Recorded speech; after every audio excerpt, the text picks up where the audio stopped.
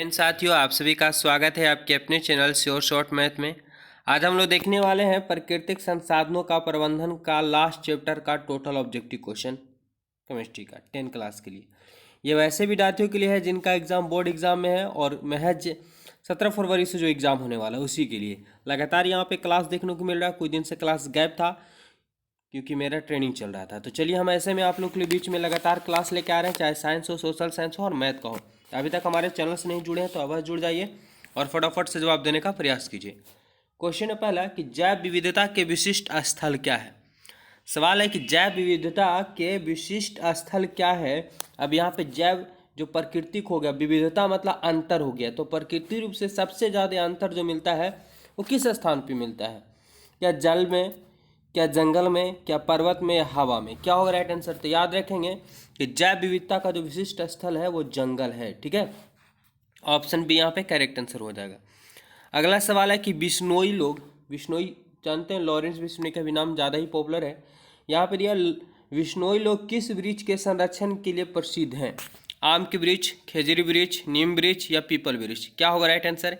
याद रखेंगे तो बिश्नोई लोग जो है वो खेजड़ी वृक्ष के संरक्षण में मतलब बचाव में प्रसिद्ध हैं। साथ ही साथ काले हिरण की लोग पूजा भी करते हैं।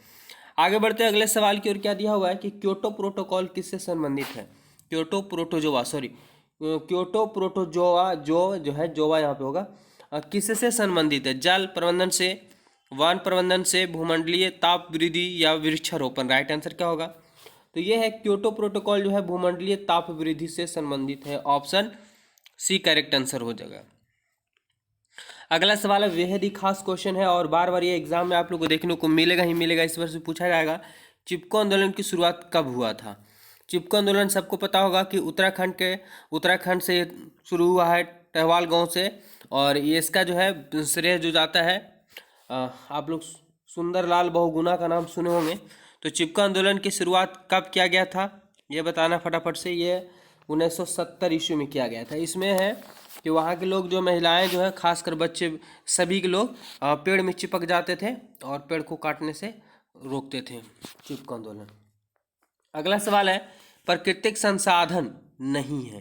ध्यान देंगे, प्राकृतिक संसाधन नहीं है यानी वैसे संसाधन जो प्रकृतिक द्वारा प्राकृतिक संसाधन कहलाता है, लेकिन यहाँ पूछा कि नहीं है। वायु, तो वायु प्राकृतिक है, कोई वायु बनाया नहीं है। जल प्राकृतिक है क्योंकि ईश्वर द्वारा है। मृदा ये भी है। जीवधारी, क्या होगा? जीवधारी। क्या होगा राइट आंसर? तो ऑप्शन की बात करें यहाँ पे क्या हो जाएगा? ऑप्शन डी करेक्ट आंसर हो जाएगा। जीवधारी जो है वो प्राकृतिक संसाधन में नहीं आता है।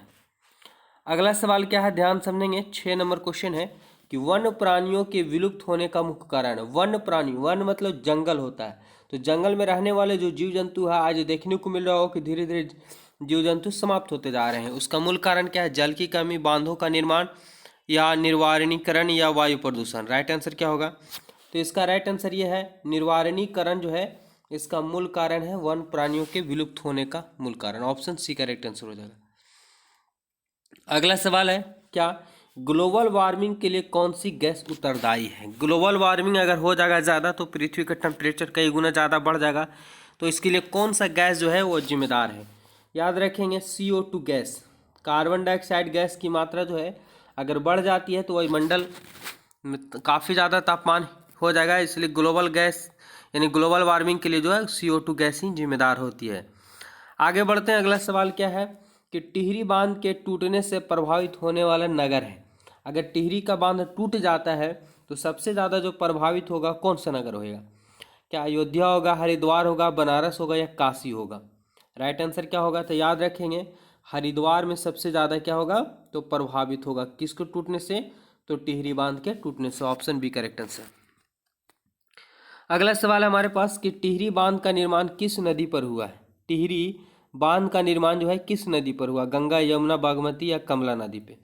राइट आंसर क्या होगा? याद रखेंगे टिहरी बांध का जो निर्माण हुआ है वो गंगा नदी पे हुआ है। ऑप्शन ए करेक्ट आंसर हो जाएगा।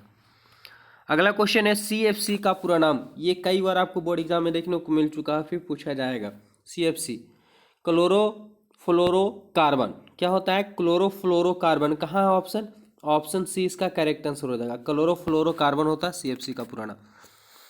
आगे चलते हैं। अगला सवाल क्या है कि हिमाचल प्रदेश की प्रचलित पारंपरिक जल संरक्षण है ना, संरचना है, क्या है, हिमाचल प्रदेश की प्रचलित पारंपरिक जल संरक्षण संरचना है।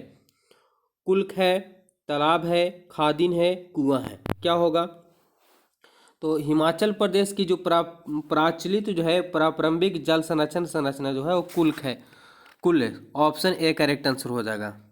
अगला सवाल देखते हैं, क्या दिया हुआ है कि अमृता देवी बिश्नोई पुरस्कार किस क्षेत्र दिया जाता है।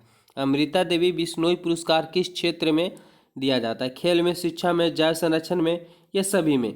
अभी जस्ट इसके पहले हम लोग क्लियर कर चुके हैं कि बिश्नोई समाज जो होते हैं क्या करते हैं, पेड़ के संरक्षण में करते हैं, यानी पर्यावरण के संरक्षण में, पौधों को बचाने में करते हैं। तो किस में आएगा, जैव संरक्षण में, प्रकृति की बचाव करते हैं, हिरण की भी बचाव करते हैं। अगला सवाल है, प्राचीन मानव की सबसे पहली आवश्यकता क्या थी।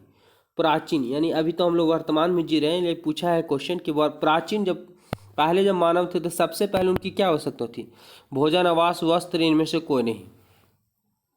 तो ये था भोजन, ठीक है, भोजन। प्राचीन मानव की सबसे पहली आवश्यकता क्या थी, भोजन थी, क्योंकि वस्त्र तो पहनता ही नहीं था, उसको पैसा से कोई मतलब ही नहीं था।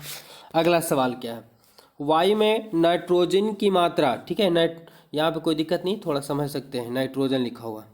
वायुमंडल में नाइट्रोजन की प्रतिशत मात्रा कितनी है, 70%, 75%, 78% या 21%, क्या हो जाएगा। 14 नंबर सवाल का आंसर बताइए।